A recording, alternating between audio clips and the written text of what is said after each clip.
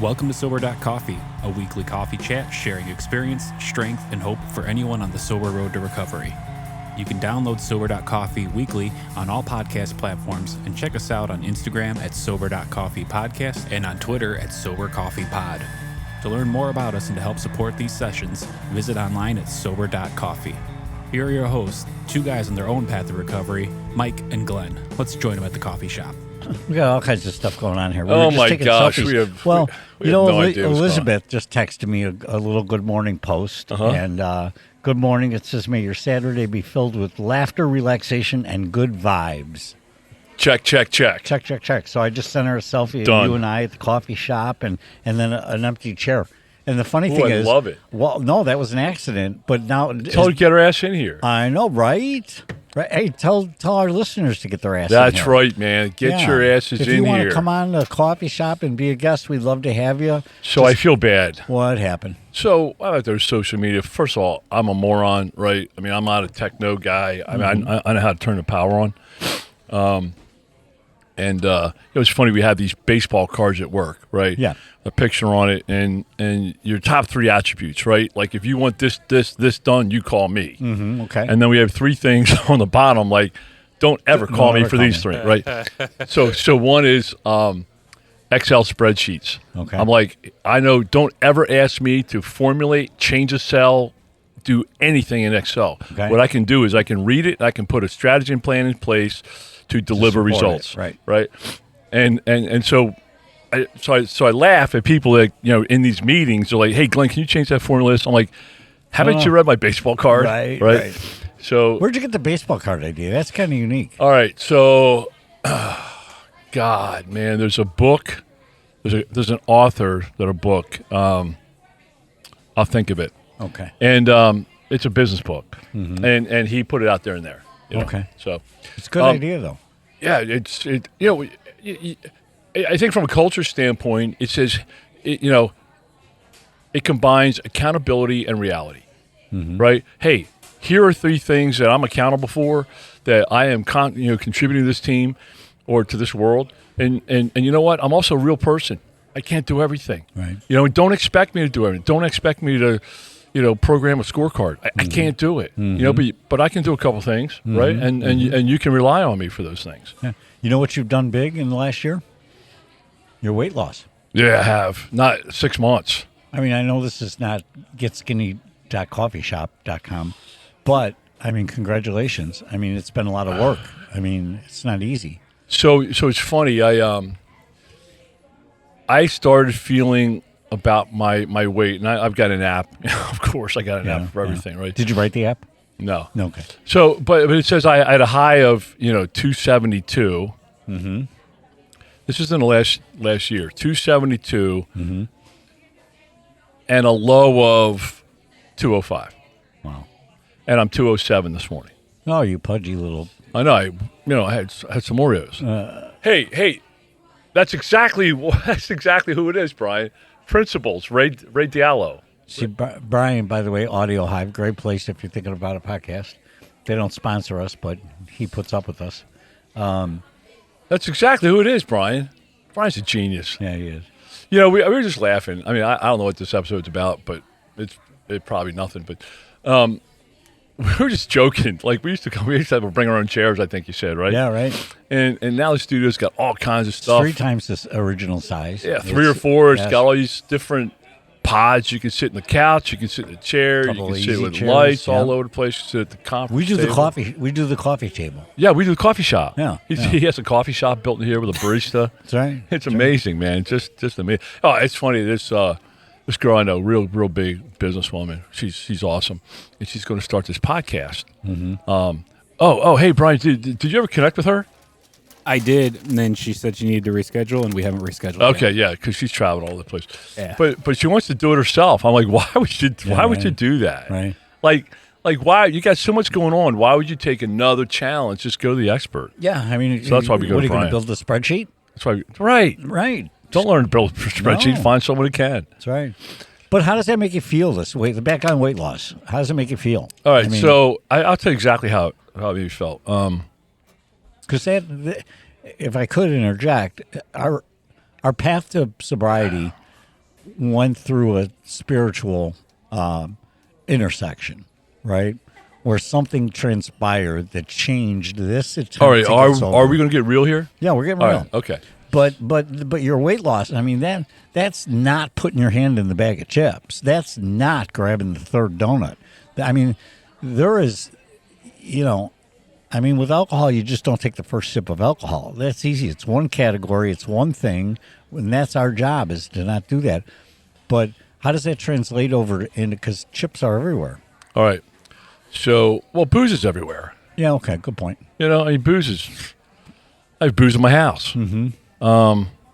Shit that I don't like. Good plan. I don't put the good stuff. Yeah, it's what's that stuff? Bailey's and cream shots or whatever. Right. That stuff's gross. So you mix it with vodka. It's good. Whatever. They call that espresso martini or something. Right, yeah. All right. So here's the thing. Let me set this up. So I graduated college. I was 6'3" and 155 pounds. Mm-hmm. Right. So my whole life was on a foundation of health. What? 155. Okay. Wow. You were a Slim Jim. Yep. And so my whole life was my whole DNA. My brain thinking was slender. Right. Healthy and slender. Then I remember getting out of college, and so I was still might have gained 5 pounds through college, maybe, right? Mm-hmm. But then I started working. I became sedentary, right? I started a desk job, and I can remember buying these, 2-pound bags of M&Ms, and I'd eat one in an afternoon, right? And so that was the addictive. Right. Okay. So there is an element of addiction. Oh, absolutely, 1,000%. So. Fill in the void. Just looking to, you were having a bad day. I'm not. No, it's just. I think it was boring. I think it was. I sat. 100 phone calls to make. Cold calls or whatever, or sales calls, and I would just sit there and I would kind of fill in the gap, right? Okay. So then I started gaining weight. The thinnest. I think I'm at a 30-year low right now. The only other time I remember being skinny, I remember weighing 199 in 1990. That's the only other memory I have. But most of the time, I was probably 230, right? Mm-hmm. Then when I got sober, I was probably 230-ish. Mm-hmm. And then I went up to 270. The highest I've ever been, like 2005-ish, was like 289. Okay, was the highest I've ever been. Oh. And I was portly, also known as fat. Right. Like portly better. Yeah, I mean, right. So let's just go a year. In the last 6 months, whatever. I think in the last year I was 272. In the last 6 months when I started losing weight, 260 something. Right. So, I had the same feeling about myself with my weight loss and my food as I did with my booze. I had the shame, guilt, remorse. I didn't feel good in my clothes. I got out of breath really fast. Mm-hmm. I didn't feel good about how I looked. And it was the shame, guilt. Why can't you, Glenn? Why can't you get a handle on this? Right? Why can't you get a handle on this? And I was really frustrated with myself. That's you're describing our addiction. The same shit I felt with booze. Right? Mm-hmm. You describe how you felt, right? And I'm like, why can't I solve this? Mm-hmm. Why can't I fix this? Yeah. Right? Right. So about 6 months ago or so, and along the way, in the last year, I've actually used the spiritual element, or maybe longer. And I'm like, God, I was pissed off. I'm like, God, you got me out of the deepest, darkest hell I have ever been in my life with this booze shit. Why in the world can't you give me a hand with this weight stuff? Right. And I was stressy. I have a pretty stressful job, and I'd sit there, and we have a great snack bar at work. And I go through an hour and a half meeting, and I'd have 10 bags of chips, 2 handfuls of Twizzlers. They were my favorite. We had all these like little candy bars. I'd throw 8 of them on the table and eat 8 candy bars, 2 beverages, pretzel rods. I'd have 20 pretzel rods, all during this one meeting. Yeah. And it's tantamount to a handle and a. Oh, absolutely. I don't think there's any difference. Right. I mean, with how I felt, it's different stuff. But I was filling a void. Mm-hmm. I was bored. I was stressed. Right. Mm-hmm. And I just when I was addicted to food, and I remember praying to God several times, pissed off. And I'm like, God, you helped me so much. Why can't you give me a hand here? Why am I struggling? Right? And I was pissed. And the answer I got was, you have the tools, use them. And I'm like, I literally, I didn't hear God's voice, but that was every time I prayed, that was kind of, in my meditation, my silence, that's what I always came back to is, you have the tools, use them. Yeah. Amazingly, I sat in a acupuncture bed yesterday. Did you really? Would have never guessed I would ever do that. First time ever? First time ever. And pins and needles? Pins and needles, 40 of them. Whew. Yeah, right. All over? Yep, feet? all over. Feet, neck, ears. Did it hurt? Uncomfortable? Here's the thing. It's a tool. I'll answer that question. It was slightly uncomfortable in the very sensitive parts of my body, my earlobes and stuff like that, which is why I'll never have a pierced ear. But same thing, Glenn. And as I laid there, so they stay in for 20 minutes, and it's for my smoking addiction, right? I am filling a void. Mm-hmm. I have shame, guilt, remorse. It's an expensive habit, it's a smelly habit, it's an unhealthy habit, right? And I know that. Just like I knew my drinking was wrong for me. But here's the thing. So you don't have an eating problem. No. You have a smoking problem. I have a smoking problem. And I went down the same path you did. I was like, come on, man. If I could quit drinking, how can I not quit this stupid, silly, expensive, addictive, nasty habit? How can you keep letting me do this? So as I came upon it, we're in the same church group, and the other night, somebody was asking for a chiropractor, which I don't put a lot of weight in a chiropractor either, right? And somebody in our group chimed in and said, hey, they went to this place over by the movie theater, and they were cured from smoking, a 30-year habit, and they haven't smoked in 2.5 years. I thought, Michael, that's a tool. I don't believe in it. I don't know if it's going to work, but it's a tool, just like AA was a tool for me to continue my sobriety. And so you surrendered to another option. I did. And so as I laid in that bed for the 20 minutes, they walk out of the room, and you got to sit there with these 40 pins in you for 20 minutes. And literally, Glenn, I recited the first step, the second step, and the third step. And they fell asleep? No, I was very relaxed. Now, mind you, I've had a cigarette since then. You have? Yes, but there's multiple treatments, so you don't just go one time. Right. I did really good because I have a desire, but like you said, I needed the tool to get me where I want to get. And I'll keep everyone updated on what happens. So did you have shame, like not that you smoke, but shame? I can't fix this. Yes. Yes. What's wrong? What's wrong with me? And I'm surrounded by people who have had a smoking habit and who have quit. I'm surrounded by them, and they've quit in all different kind of ways. All right, so you surrendered. You say, I can't do this myself. Yep. So you start working on solutions. I'll use somebody else. Yep, somebody to help me. Yep. So that's what I did. So the answer I got in the silence of my mornings, the answer I got was, Glenn, because I said to God, how silly is this, right? Sometimes you got to reflect on yourself to realize how silly you are. But I'm like, God, you got me through alcoholic hell to where I haven't had a drink in quite a long time. Why? And so it's almost like silliness. He's like, well, why don't you use the same tools you use for that? Right. For weight loss, right? And so I'm like, I never thought of that, right? So I started to use the tools, and I don't use all 12 steps, right? But some of the key ones are character defects. Yeah, character defects. What's going on? Another one is accountability. Yeah, right. So I got myself an accountability partner, Tommy, and I don't. Yeah, nice. And I don't. I just texted him this morning. And I don't, probably the first 2 months, I text him every day, right? Then I text him a couple times a week, and I still text him once a week, twice a week, but I see him once or twice a week, right? So, we stay updated, right? And he doesn't drive me. He doesn't shame me and say, "What did you eat today?" It's just, "Hey, man, I got to report to somebody, right?" If I feed my face and I go up 5 pounds, like I went to Florida recently, and I mean, one of the things I do is I eat, I do the intermittent fasting, and I eat 1 meal a day, pretty much. I mean, but I don't focus anymore because I did the keto, and that was a yo-yo. I lose 30, gain 40, lose 38, gain 20. It's such a yo-yo.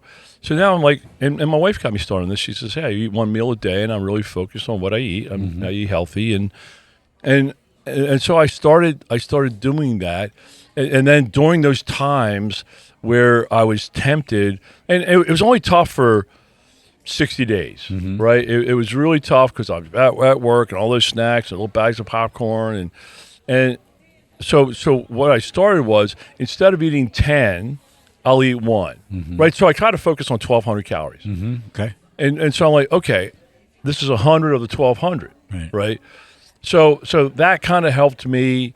And then I just found myself, when I started thinking those things, just like when I thought about booze, I would distract myself. I would use a tool. That's what I was trying yesterday. Right. I mean, my house couldn't be any cleaner.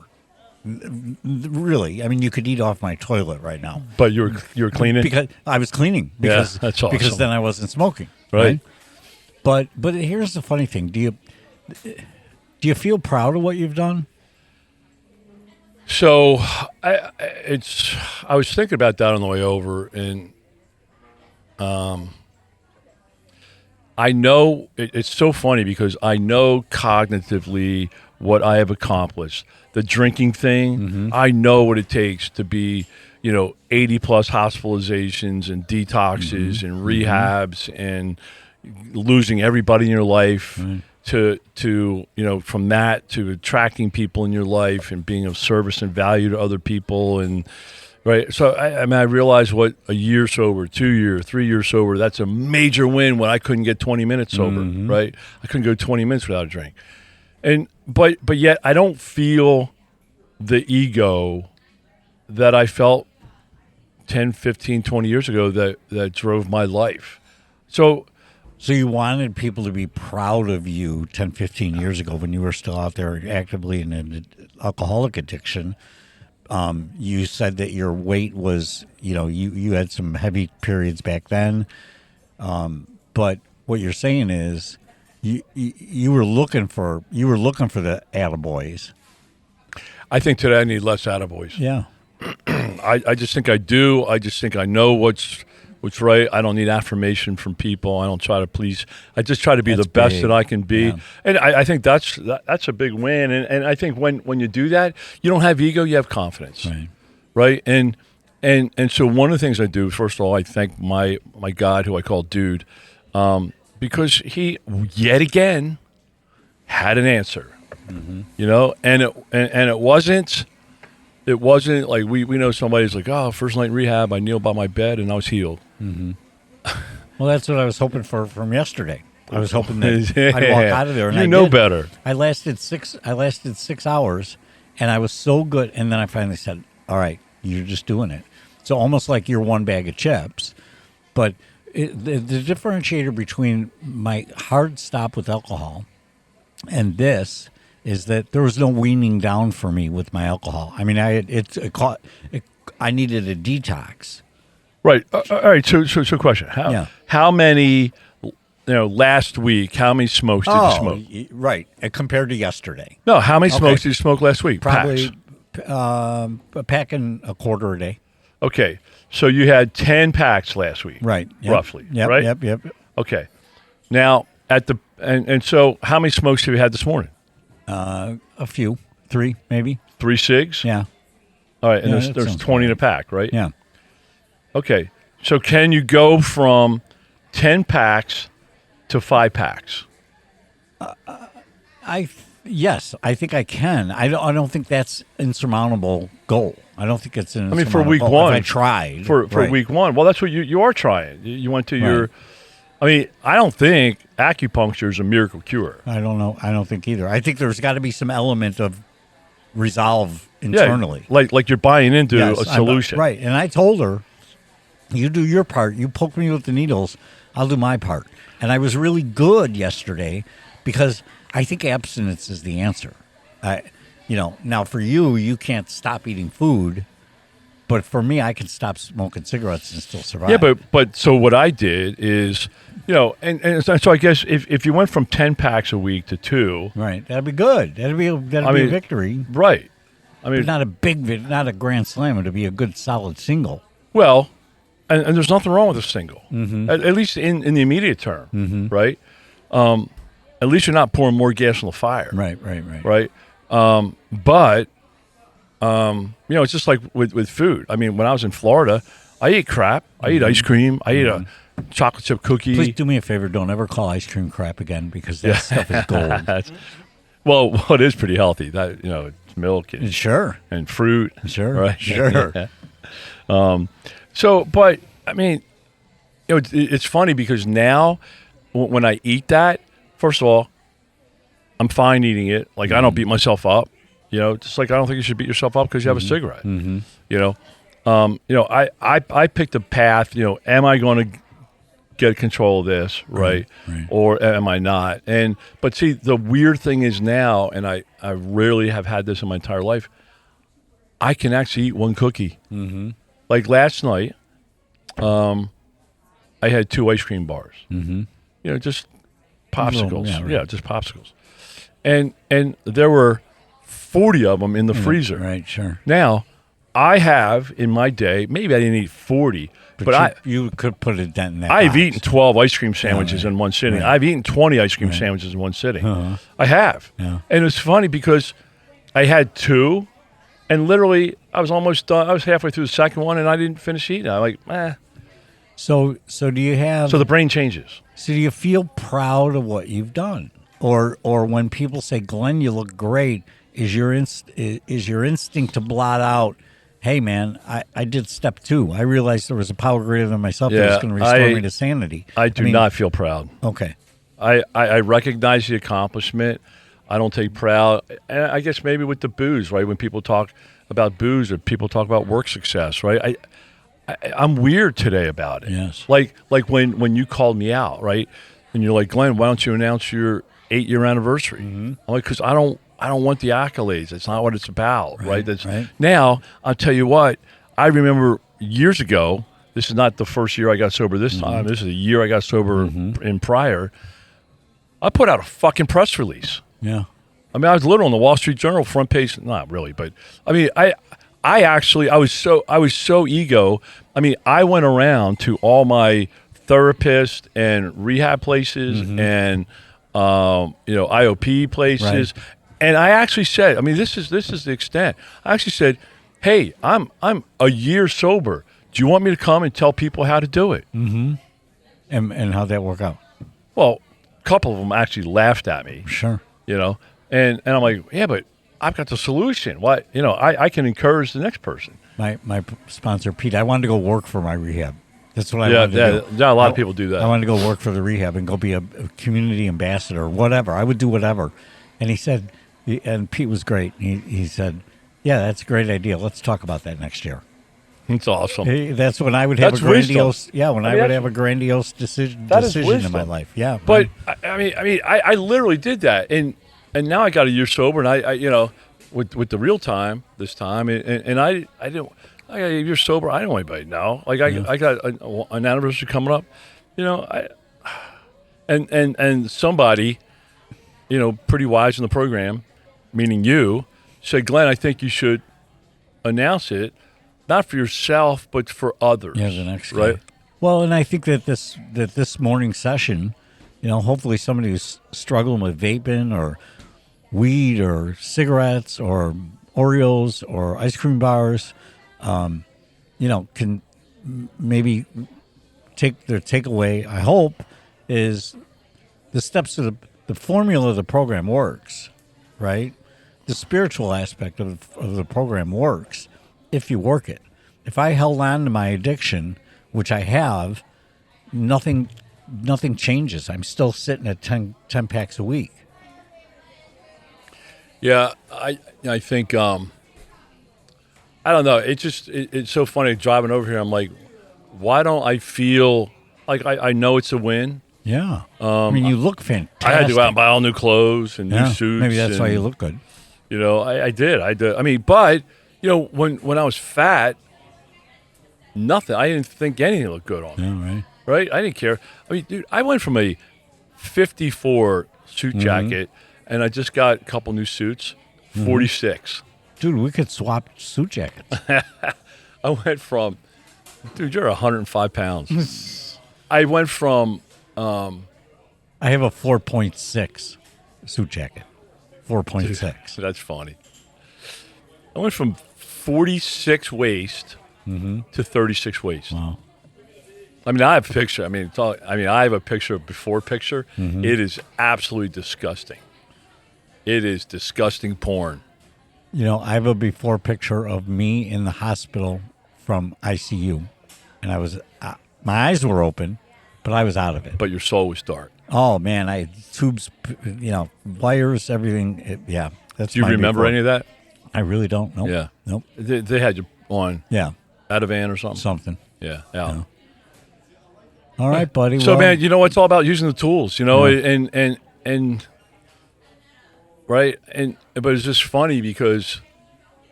the program works, you know, for everything, right? You know, and it says if you practice these in all your affairs, practice these. Sometimes quickly, mostly affairs. slowly. Yeah. I love it. You look great, man. Thanks, bro. See you next Feel week. good. All right, see you, man. Bye. Right.